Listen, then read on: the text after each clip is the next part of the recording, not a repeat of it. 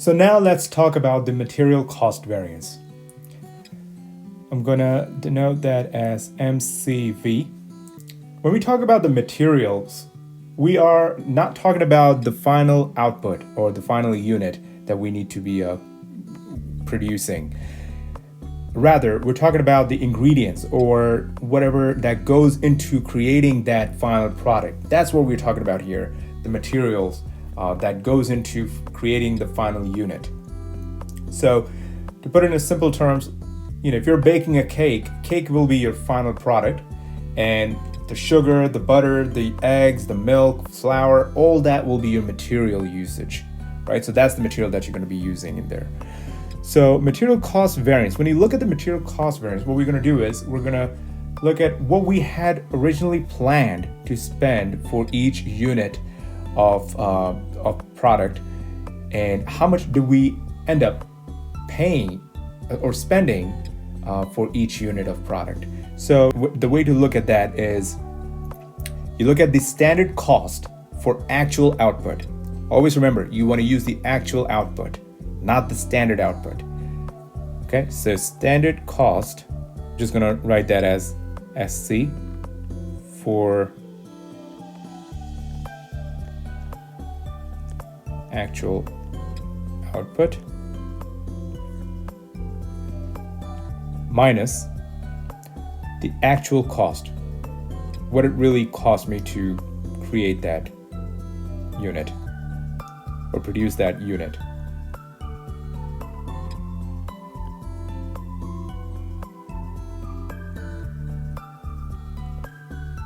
Okay. Another way of saying standard cost for actual output is standard quantity that should have been used for the actual output times the standard rate. Okay, so standard quantity for actual output times the standard rate minus the actual cost is same as actual quantity times actual price. Okay. Now, anytime we talk about the material cost variance, we also know there are only two reasons why there is a variance. Either you ended up using more materials than you were supposed to, or less material than you were supposed to, or the cost for the materials that you used was different from what you had originally planned during the static budget or the standard budget. Okay, so now we're gonna dive into the usage and the price variance. So as I mentioned, there are two reasons for the variance. One is material usage variance.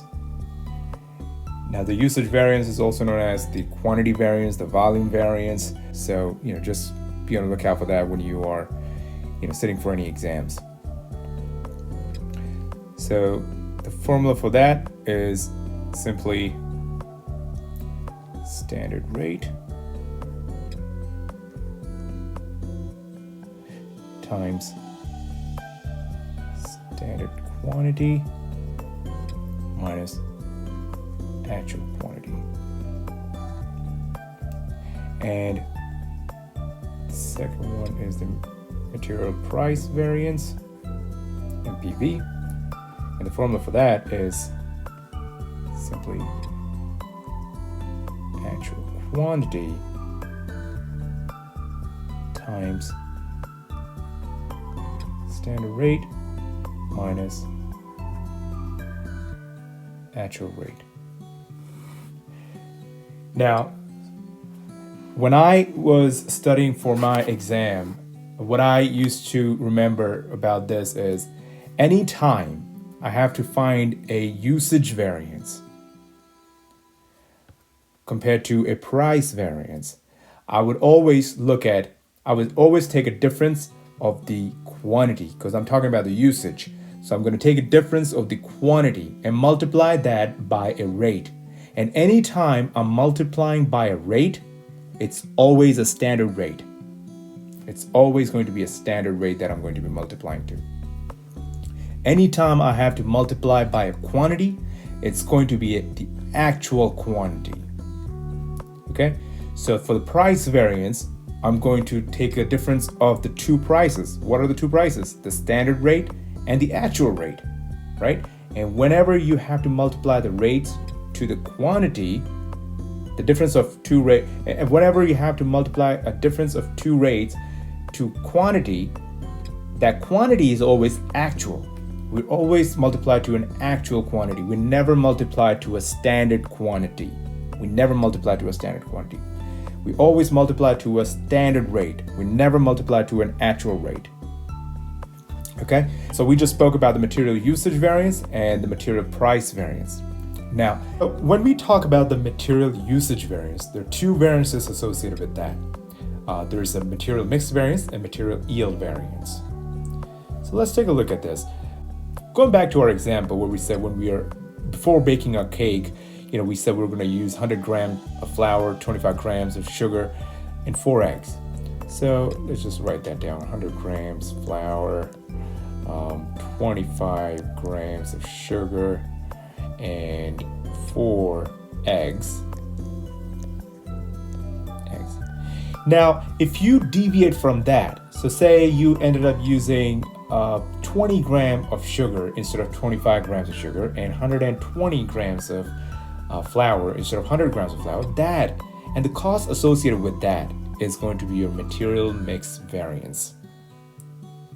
Because just imagine if the cost of sugar per unit is higher than the cost of flour, and you end up using, for example, say 90 grams of flour but 30 grams of sugar, then you're using the higher costing material more than the lower costing material in your mix, and that is going to drive your cost higher.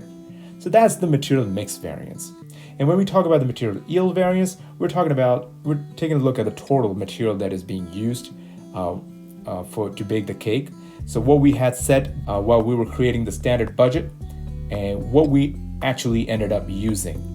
So the variance associated with that will be the yield variance. So in our case will be 129. So 100 plus 25 plus 4. So we're using 129 in materials versus when we are actually making the cake, probably we use 1 extra egg, and that's 5 eggs.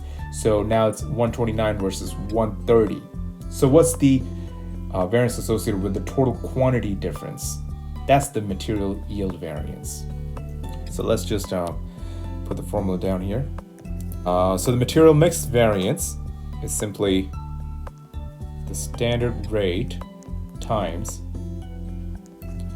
the standard mix, the mix that was supposed to be used for an ingredient, minus the actual mix, the mix that was used in the actual baking of the cake in our example. And material yield variance is equal to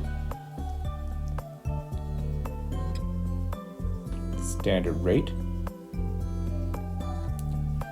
times the standard total quantity minus the actual total quantity that was used. I hope that helps.